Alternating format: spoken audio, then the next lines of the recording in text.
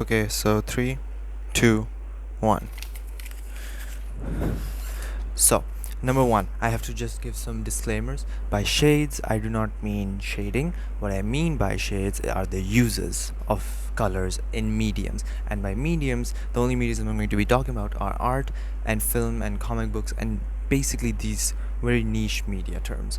Now, and one more thing, I will not be using words like chromatic and achromatic because that will just make everything confusing. But for anybody who wants to know, chromatic means the colors and achromatic means the neutral tones like black and white and gray. So now that we have all of that out of our way, let's start. So what are the uses of colors? I'm just going to tell you top three that I feel like are the most talked about and most used in different mediums. Now the first one are a thing like colors basically evoke emotions. And so for example, red evokes anger. Blue evokes sadness. Green evokes disgust. Purple evokes fear. And yellow evokes joy. So what do I mean? Now if you have noticed, it sounds like Inside Out, doesn't it? Because this is so much engraved in media right now that like people just think about it like that.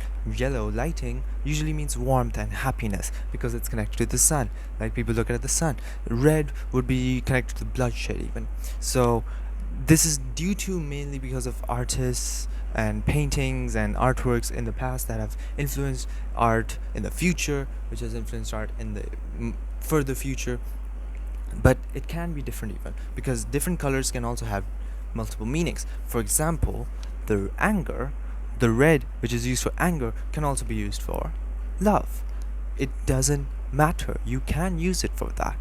It's just there's no problem in that. So you can use that. That's the first point. The second point that I want to make is that colors help in evoking help in understanding different basically understanding oppositions or opposing forces. So for example, you got Spider-Man, he's red and blue. You got Green Goblin, he is purple and green. This is supposed to be the pumpkin that Green Goblin uses. I just made it black so that you would focus on the green and the purple. And as you can see, they oppose. And this not only reminds me, but I think this would benefit you in understanding this thing. I think in the golden ages of comic books, when Marvel and DC were just kind of like, they were getting bigger and there was Spider-Man, Iron Man, Superman, Batman, all that, usually because there were printing problems, and there was no such thing as digital art at that time, so making tiny characters for, let's say, drone shots in comic books was really hard, and to color them and make them specific colors was even harder. So what they did was eventually they gave heroes red and blue. Usually they would get red and blue. Heroes would get red and blue, and villains would get purple and green. Think of Mysterio, purple and green. Think of Green Goblin, purple and green. Think of Dr. Octavius, he was purple. He was green. And as you can see, you can start seeing a trend. Even Lex Luthor's suit is purple and green.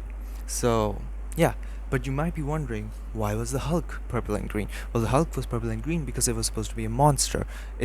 He is technically a hero, but he's a hero who can also turn into who is technically also a monster that would wreak havoc. But besides that, yeah, that's like the main thing that you need to know. That basically you have Team Red and Team Blue, right? You get the point, right? And like 300, the Zack Snyder's epic film about Spartans. The Spartans have red capes to specify where are the Spartans when they're massacring different armies. You can even in the crowd, you know who is a Spartan, who is not, so you can understand what is happening. And the reason why heroes have such opposing colors because red and blue are complementary colors, or in easy terms, opposite colors that give it sort of neon effect. The reason why this is so that they stand out from the crowd. Villains have the same reason. And now the third point, the final point, which is that color allows symbolism and meaning, which sometimes, yes, are all about emotions. They're about emotions, but a lot of times they symbolize other things. For an example of this is the Matrix. The Matrix used a green hue whenever they were showing inside the virtual reality, and when they were outside it, there was no green hue. So that was done to create this contrast between the real world and the fake world for the audience to perceive it in their head. And I don't know why I'm tapping my head so much. It just feels like it. I just feel like it. And then there is a much more famous example, Wizard of Oz. Dorothy in Kansas it's black and white. Everything is black and white, but in Oz it's colored. Why is that done? For me, it shows the mundane life of reality, the mundaneness and the horror, I guess, because there was a tornado storm. So horror of real life and the fantasy and colorfulness of the fake world, not the fake world, of Oz. Well, technically it was fake world. So just to wrap it up, I'll just bring it back. Colors can evoke. The top three things that the colors can evoke are emotions, and emotion. There can be multiple emotions connected to the same color, even, and then they can also evoke. Not evoke. They can also show you that they are opposing forces working together. For example, Hulk and Wolverine. Remember that comic book? Yes. Wolverine is yellow. I mean, he can also be blue and yellow or black and yellow. I just made both. It doesn't matter. And Hulk is purple and green, opposing forces. And then finally, colors evoke meanings and symbolisms. Sometimes those meanings and symbolisms are emotions, but a lot of times they're done to contrast different aspects. For example, Wizard of Oz and the Matrix. And this is Daily Doodles episode 51. I did this so fast. I don't know how.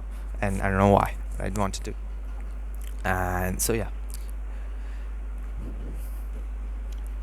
Hope you enjoyed.